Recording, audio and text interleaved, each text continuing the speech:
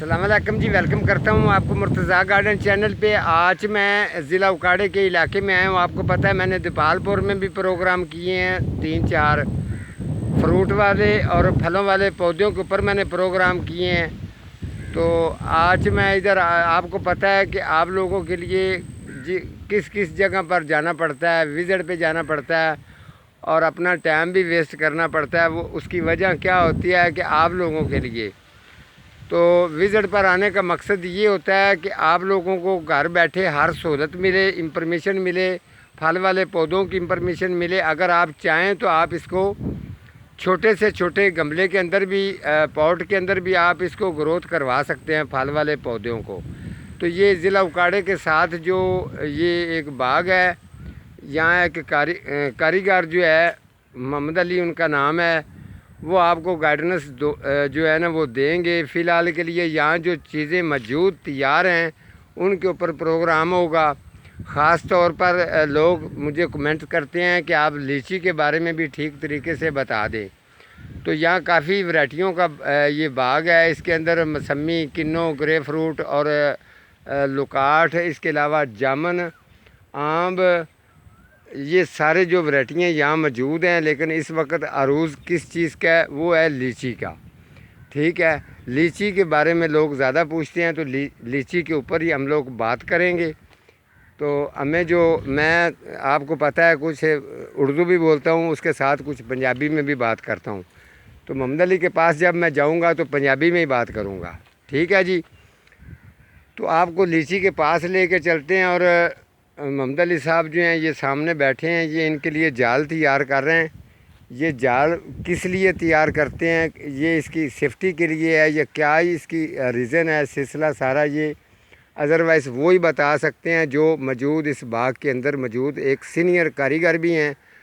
तो वो बताएंगे लीची के बारे में आपको। मैं लीची के पास लेके जाता हूँ और वो भी मेरे पास आते हैं। अस्सलाम वालेकुम जी। लो जी, मोहम्मद अली साहब जड़ा ये सामने आ गए ने, क्योंकि मेरा वीर जिस काम का इलम नहीं है वो गल ही नहीं करनी चाहिए। ये तुहानू पता है कि इस तरीके का काम नहीं है कि मैं एक चीज़ इतों वीडियो बना के तो भेज दी है। अपने पाकिस्तान का मशहूर चैनल तुहानू पता है कि मुर्तज़ा गार्डन है। ठीक है, उहदे ते तुहानू बिल्कुल सही जड़ियाँ गल्लां दसियां जांदियां ने। मैं मौजूद कोल चीज़ दे लैके जाना, तुहाडे सामने लीची खलोती है, इहदे बारे च मोहम्मद अली साहब ही दसणगे, क्योंकि इन्हां दा अज दा काम नहीं है, क्योंकि बागां दे बहुत सीनियर कारीगर ने।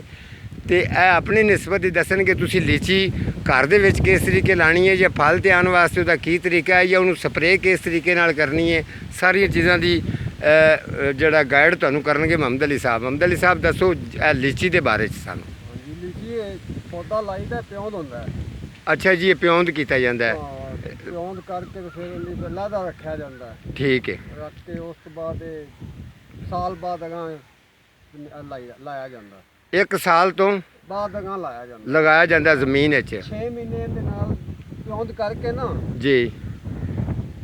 तुसी करदे हो एयरलिंग करदे हो, यानी कि तुसी किते गुट्टी बनदे हो? गुट्टी बनने। अच्छा, गुट्टी बन देंदे जी। पानी पाई दो, मैं 6 महीने जड़ां हो जांदियां ने इंदियां। ठीक है जी, 6 महीने दे विच ओदी जिहड़ी तुसी गुट्टी बन्नी होंदी है ओदी जड़ तैयार हो जाती है। पिछू कट के ठीक हो गया। पिछू कट के फिर उन्हें ਜ਼ਮੀਨ 'ਚ ਤੁਸੀਂ ਲਗਾਉਂਦੇ, ਜਦੋਂ ਤੁਸੀਂ मोहम्मद अली साहब ਜ਼ਮੀਨ ਦੇ ਵਿੱਚ ਲਗਾਉਂਦੇ ਹੋ, ਉਹ ਖੱਡਾ ਕਿੰਨਾ ਕੋ ਖੋਦਣਾ ਚਾਹੀਦਾ? ਗਹਿਰਾ ਫੁੱਟ ਦਾ 1 ਫੁੱਟ ਗਹਿਰਾ ਹੋਣਾ ਚਾਹੀਦਾ ਹੈ।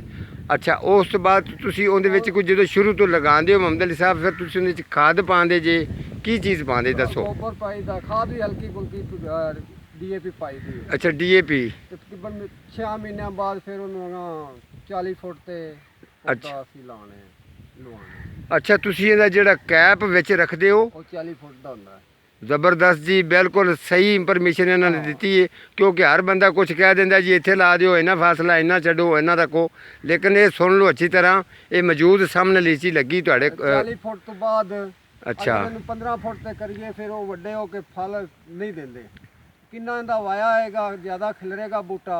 ਠੀਕ ਹੈ, ਉਸ ਤੋਂ ਬਾਅਦ ਇਹਦਾ ਫਲ ਵੀ ਮਾਸ਼ਾਅੱਲਾ ਸਿਹਤਮੰਦ ਹੋਏਗਾ। ਵੈਰੀ ਗੁੱਡ ਜੀ। 10-15 ਫੁੱਟ ਤੇ ਲਾਣੇ ਆ ਤੇ 5 ਸਾਲਾਂ ਦਾ ਬਾਅਦ 10-20 ਸਾਲਾਂ ਬਾਅਦ ਇਹ ਬਿਲਕੁਲ ਹੀ ਫਲਣੀ ਘਟ ਜਾਏਗੀ। ਇਹ ਬਹੁਤ ਵੱਡੀ ਟਿਪ ਹੈਗੀ ਹੈ ਜੀ ਦੁਨੀਆ ਦੇ ਵਿੱਚ। ਜਿੱਥੇ ਵੀ ਕਿਸੇ ਦਾ ਬਾਗ ਹੈ, ਹਿੰਦ ਸਿੰਧ, ਪੰਜਾਬ, ਜਿੱਥੇ ਵੀ ਕਿਸੇ ਲੀਚੀ ਲਾਈ ਹੈ 40 ਫੁੱਟ ਤੋਂ ਘੱਟ ਨਹੀਂ ਲਾਣਾ ਚਾਹੀਦਾ। 40 ਫੁੱਟ ਤੋਂ, ਇਹ ਮੁਹੰਮਦ ਅਲੀ ਸਾਹਿਬ ਹੋਰਾਂ ਦਾ ਕਹਿਣਾ ਹੈ ਕਿ ਤੁਸੀਂ 40 ਫੁੱਟ ਦਾ ਵਿੱਚ ਵਾਇਆ ਰੱਖ ਕੇ ਲਗਾਓ ਤਾਂ ਕਿ ਬੂਟਾ ਜਿਹੜਾ ਨਾ ਉਹ ਜ਼ਿਆਦਾ ਫੈਲੇਗਾ ਤੇ ਜ਼ਾਹਿਰ ਗੱਲ ਹੈ ਉਹ ਫਲ ਵੀ ਜ਼ਿਆਦਾ ਦੇਗਾ। ਅੱਛਾ ਉਮਰ ਮਾਸ਼ਾਅੱਲਾ ਬਹੁਤ ਹੁੰਦੀ, ਅਗਰ ਇਹਦੀ ਮਿਹਨਤ ਕੀਤੀ ਜਾਵੇ ਤੇ 100 ਸਾਲ ਵੀ ਨਹੀਂ ਜਾਂਦੇ। ਅੱਛਾ, ਬਹੁਤ ਜ਼ਿਆਦਾ ਮਿਹਨਤ ਹੈ, ਯਾਨੀ ਕਿ ਉਮਰ ਵੀ ਬੜੀ ਹੈ। ਹਾਂ, ਉਮਰ ਵੀ ਬਹੁਤ ਜ਼ਿਆਦਾ ਹੈ ਨਾ। ਇਹ ਜਿਹੜੇ ਸਾਹਮਣੇ ਬੂਟੇ ਲੀਚੀ ਦੇ ਇਸ ਟਾਈਮ ਲੱਗੇ ਨੇ, ਇਹਨਾਂ ਦੀ ਕਿੰਨੀ ਕੁ ਉਮਰ ਤੁਹਾਡੇ ਅੰਦਾਜ਼ੇ ਮੁਤਾਬਕ? 25 ਸਾਲ ਉਮਰ ਹੋਣੀ। ਅੱਛਾ, 25 ਸਾਲ ਉਮਰ ਹੋ ਗਈ ਹੈ। 30 ਸਾਲ ਦੇ ਅੰਦਰ ਤੇ ਇਹ ਮੁਹੰਮਦ ਅਲੀ ਸਾਹਿਬ ਇਹ ਜ਼ਰਾ ਚੈੱਕ ਕਰਾ ਦੇਣਾ, ਇੱਥੇ ਆ ਕੇ ਜ਼ਰਾ ਗੁੱਛੇ ਪਕੜ ਕੇ। ਇਹ ਜਿਹੜਾ ਲੀਚੀ ਥੱਲੇ ਆ ਕੁਝ ਦਾਣੇ ਡਿੱਗ ਵੀ ਜਾਂਦੇ ਨੇ, ਇਹਨਾਂ ਦਾ ਕੀ ਸਿਲਸਿਲਾ, ਕੀ ਮਸਲਾ ਹੁੰਦਾ? ਯਾਰ ਇਹਨਾਂ ਨੂੰ ਬਿਮਾਰੀ ਪੈਂਦੀ ਤੇ ਇਹਨਾਂ ਨੂੰ ਸਪਰੇਅ ਲਾਜ਼ਮੀ ਚਾਹੀਦੀ ਹੈ।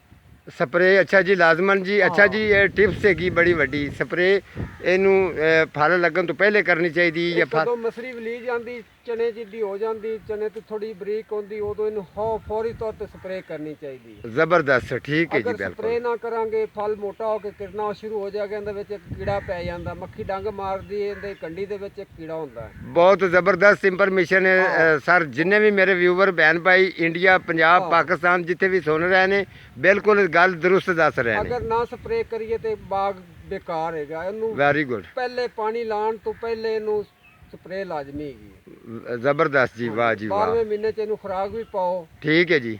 ਸਾਰਾ ਸਿਆਲ ਕੋਈ ਨਾ ਪਾਣੀ ਲਾਓ, ਕੋਈ ਐਸਾ ਮਸਲਾ ਨਹੀਂ। ਕੋਈ 12ਵੇਂ ਮਹੀਨੇ ਚ ਜਾਂ ਇੱਥੇ ਇਸ ਮਹੀਨੇ ਚ 3-4 ਪਾਣੀ, 5-7 ਪਾਣੀ ਲਗਾਤਾਰ ਲਾਣੇ ਪੈਂਦੇ ਨੇ। 5-7 ਪਾਣੀ? ਹਾਂਜੀ, ਹਰ ਹਫਤੇ ਪਾਣੀ ਲਾਣਾ ਪੈਂਦਾ। ਬਹੁਤ ਜ਼ਬਰਦਸਤ ਜੀ। ਅੱਛਾ ਜੀ, ਇਹ ਉਕਾੜੇ ਦੇ ਇਲਾਕੇ 'ਚ ਕਿੰਨਾ ਬਾਗ ਹੈ ਮੁਹੰਮਦ ਅਲੀ ਸਾਹਿਬ? ਇਹ 10 ਏਕੜ ਹੈਗੀ ਲੀਚੀ। ਅੱਛਾ, 10 ਏਕੜ ਜ਼ਮੀਨ ਦੇ ਵਿੱਚ ਲੱਗੀ ਹੈ ਲੀਚੀ। ਹੁਣ ਤੁਸੀਂ ਇਹਦੀ ਲੀਚੀ ਦੀ ਜਦੋਂ ਤਿਆਰੀ ਕਰਦੇ ਹੋ, ਇਹਨੂੰ ਥੋੜਾ ਜਿਹਾ ਸਾਈਜ਼ ਅਗਰ ਮੋਟਾ ਕਰਨਾ ਹੈ ਤੇ ਉਹਦਾ ਦੱਸ ਦਿਓ ਮੇਰੇ ਵੀਵਰ। 12ਵੇਂ ਮਹੀਨੇ ਖੁਰਾਕ ਪਾਣੀ ਚਾਹੀਦੀ ਲਾਜ਼ਮੀ। ਖੁਰਾਕ ਦੱਸ ਦੇਣਾ ਜੀ। ਖੁਰਾਕ ਡੀਏਪੀ ਖਾਦ, ਠੀਕ ਹੈ, ਔਰ ਪਟਾਸ, 2-3 ਖਾਦਾਂ ਮਿਕਸ ਕਰਕੇ, ਪਟਾਸ ਇੱਕ ਹੋਰ ਹੁੰਦੀ ਹੈ। ਅੱਛਾ ਜੀ, ਇਹ 3 ਖਾਦਾਂ ਮਿਕਸ ਕਰਕੇ ਪਾਣੀਆਂ ਚਾਹੀਦੀਆਂ ਨੇ। ਠੀਕ ਹੋ ਗਿਆ। ਏਕੜ ਨੂੰ 5 ਬੋਰੀਆਂ। ਫੀ ਏਕੜ ਨੂੰ ਜੀ 5 ਬੋਰੀਆਂ ਜੀ ਵੀਵਰ। ਅਗਰ ਕਿਸੇ ਨੇ ਲੀਚੀ ਦਾ ਬਾਗ ਲਗਾਇਆ, ਕਿਉਂਕਿ ਬਹੁਤ ਵੱਡੇ ਵੱਡੇ ਲੋਕ ਦੇਖਦੇ ਨੇ ਜਿਨ੍ਹਾਂ ਦੇ ਆਪਣੇ ਬਾਗ ਨੇ, ਤੇ ਇਹ ਦੇਖ ਲਵੋ ਆਪੋ ਆਪਣੇ ਕਾਰੀਗਰ ਦੀ ਨਿਸਬਤ। ਤਕਰੀਬਨ ਮੈਂ ਇਹਨਾਂ ਨੂੰ ਕਾਫੀ ਦੇਰ ਤੋਂ ਇਹਨਾਂ ਦਾ ਨਾਂ ਸੁਣਿਆ ਸੀ, ਇਹ ਜ਼ਿਲ੍ਹਾ ਉਕਾੜੇ 'ਚ ਰਹਿੰਦੇ ਨੇ। ਕਾਫੀ ਦੇਰ ਤੋਂ ਮੈਂ ਚਾਹ ਰਿਹਾ ਸੀ ਕਿ ਮੈਂ ਇਹਨਾਂ ਦੇ ਕੋਲ ਇੱਥੇ ਆਇਆ। ਕਾਫੀ ਇਹਨਾਂ ਨੇ ਮੇਰੀ ਖਿਦਮਤ ਵੀ ਕੀਤੀ ਹੈ, ਇੱਜ਼ਤ ਕਦਰ ਵੀ ਕੀਤੀ ਹੈ, ਔਰ ਨਾਲ ਤੁਹਾਨੂੰ ਇਹ ਸਾਰੀ ਇਨਫੋਰਮੇਸ਼ਨ ਵੀ ਦੇ ਰਹੇ ਨੇ। ਅੱਛਾ ਜੀ ਮੁਹੰਮਦ ਅਲੀ ਸਾਹਿਬ, ਤੁਸੀਂ ਇਹ ਜਦੋਂ ਇਹਦੀ ਹੁਣ ਤੁੜਾਈ ਕਰੋਗੇ, ਤੁੜਾਈ ਕਰਨ ਤੋਂ ਬਾਅਦ ਤੁਸੀਂ ਇਹ ਇੱਥੇ ਹੀ ਵੇਚਦੇ ਹੋ ਜਾਂ ਅੱਗੇ ਤੁਹਾਡੀ ਸਪਲਾਈ ਕਿਤੇ ਦੂਰ? ਕਰਾਚੀ ਵੀ ਜਾਂਦੀ, ਲਾਹੌਰ ਵੀ ਜਾਂਦੀ, ਇਸਲਾਮਾਬਾਦ ਵੀ, ਕਿੱਥੇ ਰੇਟ ਹੋਵੇ ਮੁਸਤਕ ਉੱਥੇ ਅਸੀਂ ਭੇਜ ਦਿੰਦੇ। ਅੱਛਾ ਜੀ, ਉੱਥੇ ਭੇਜੀ ਜਾਂਦੀ। ਬੜੀ ਜ਼ਬਰਦਸਤ ਗੱਲ ਹੈ ਜੀ। ਅੱਛਾ ਜੀ, ਜਿਨ੍ਹਾਂ ਲੋਕਾਂ ਨੇ ਅਗਰ ਮੁਹੰਮਦ ਅਲੀ ਸਾਹਿਬ ਬਾਗ ਲਗਾਉਣੇ ਹੋਣ ਜਾਂ ਕਿਸੇ ਗਮਲੇ ਵਿੱਚ ਲਗਾਉਣਾ, ਤੇ ਗਮਲਾ ਕਿੰਨਾ ਕੁ ਵੱਡਾ ਹੋਣਾ ਚਾਹੀਦਾ? ਅਗਰ ਉਹ ਗਮਲੇ ਵਿੱਚ ਵੀ ਲਗਾ ਸਕਦੇ ਨੇ ਆਦੇ ਘਰ 'ਚ? ਨਹੀਂ, ਘਰ ਦੇ ਵਿੱਚ ਗਮਲੇ 'ਚ ਨਹੀਂ ਲਾਇਆ ਕਾਮਯਾਬ। ਅੱਛਾ, ਕਾਮਯਾਬ ਗਮਲੇ 'ਚ ਨਹੀਂ ਹੈਗੀ। ਜਿਹੜਾ ਥੱਲੇ ਜਾਂਦੀਆਂ ਨੇ, ਅੱਛਾ ਜੀ, ਤੋਂ ਫਿਰ ਪਰਵਾਹ ਨਹੀਂ ਕਰਦੇ। ਅਗਰ ਵਿਹੜਾ ਚੰਗਾ ਖੁੱਲਾ ਹੈਗਾ ਤਾਂ ਇਹਨੂੰ ਜ਼ਮੀਨ ਤੇ ਲਾਓ। ਜ਼ਮੀਨ ਤੇ ਲਾਓ, ਇਹਨੂੰ ਛੁਆਵਾਂ ਮਿਲਣੀਆਂ ਚਾਹੀਦੀਆਂ ਨੇ। ਲਓ ਜੀ, ਬਿਲਕੁਲ ਸਹੀ। ਮੁਹੰਮਦ ਅਲੀ ਸਾਹਿਬ ਹੋਰਾਂ ਦਾ ਕਹਿਣਾ ਹੈ ਕਿ ਇਸ ਲੀਚੀ ਦਾ ਤਲਕ ਜਿਹੜਾ ਹੈ ਉਹ ਹੁੰਦਾ ਹੈ ਸੂਰਜ ਦੇ ਟੈਂਪਰੇਚਰ ਦੇ ਨਾਲ। ਜਿੰਨਾ ਅੰਦਰ ਤੁਸੀਂ ਸਾਇਆ ਇਹਦੇ ਵਿੱਚ ਰਹੇਗਾ, ਜ਼ਿਆਦਾ ਪੌਦੇ ਆਪਸ ਵਿੱਚ ਅਟੈਚ ਹੋਣਗੇ, ਉਹਦਾ ਫਲ ਵੀ ਘੱਟ ਲੱਗੇਗਾ, ਫਿਰ ਉਨੀ ਜ਼ਿਆਦਾ ਮੋਟੀ ਵੀ ਨਹੀਂ ਹੋਏਗੀ। ਭਾਈਜਾਨ ਇਸ ਤਰ੍ਹਾਂ ਹੀ ਹੈ। ਅੱਛਾ, ਇਹਨਾਂ ਨੇ ਬਿਲਕੁਲ ਹਰ ਗੱਲ ਜਿਹੜੀ ਹੈ ਸਿੱਧੀ ਸਿੱਧੀ ਸਿੰਪਲ, ਇਹਦੇ ਵਿੱਚ ਕੋਈ ਇਹਨਾਂ ਸੁਣੀ ਸੁਣਾਈ ਨਾ ਇਹ ਗੱਲ ਕਰਦੇ ਨੇ, ਔਰ ਨਾ ਹੀ ਇਹਨਾਂ ਨੂੰ ਇਹ ਸ਼ੌਕ ਹੈਗਾ ਇਸ ਚੀਜ਼ ਦਾ। ਇਹ ਬੜੀ ਮੁਸ਼ਕਿਲ ਨਾਲ ਮੈਂ ਇਹਨਾਂ ਨੂੰ ਰਿਕਵੈਸਟ ਕੀਤੀ ਹੈ, ਆਪਣੇ ਕੰਮ ਵਿੱਚ ਮਸਰੂਫ ਸਨ। ਮੈਂ ਇਹਨਾਂ ਨੂੰ ਰਿਕਵੈਸਟ ਕੀਤੀ ਕਿ ਤੁਹਾਡੀ ਮਿਹਰਬਾਨੀ ਹੈ, ਪਹਿਲੇ ਮੈਨੂੰ ਪ੍ਰੋਗਰਾਮ ਹੀ ਨਹੀਂ ਸੀ ਦੇਣਾ ਚਾਹ ਰਿਹਾ, ਤੇ ਮੈਂ ਰਿਕਵੈਸਟ ਕੀਤੀ ਹੈ ਜਨਾਬ ਸਾਰੇ ਮੇਰੇ ਭੈਣ ਭਾਈ ਵਿਊਵਰ ਉਹਨਾਂ ਵਾਸਤੇ, ਤੇ ਇਹਨਾਂ ਨੇ ਮੈਨੂੰ ਪ੍ਰੋਗਰਾਮ ਦਿੱਤਾ ਹੈ।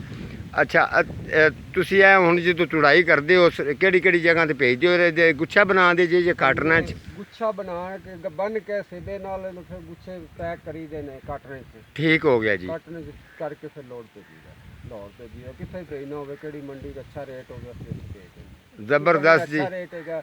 ਅਗਰ ਇਹਨੂੰ 40 ਫੁੱਟ ਦੇ ਵਾਏ ਤੇ ਰੱਖੋਗੇ ਜੀ, ਇਹ ਤੁਹਾਡਾ ਏਕੜ ਵਿਕੇਗਾ 3 ਤੋਂ 4 ਲੱਖ ਦਾ। 3 ਲੱਖ ਦਾ ਤਾਂ ਪੱਕਾ ਹੈ ਨਾ।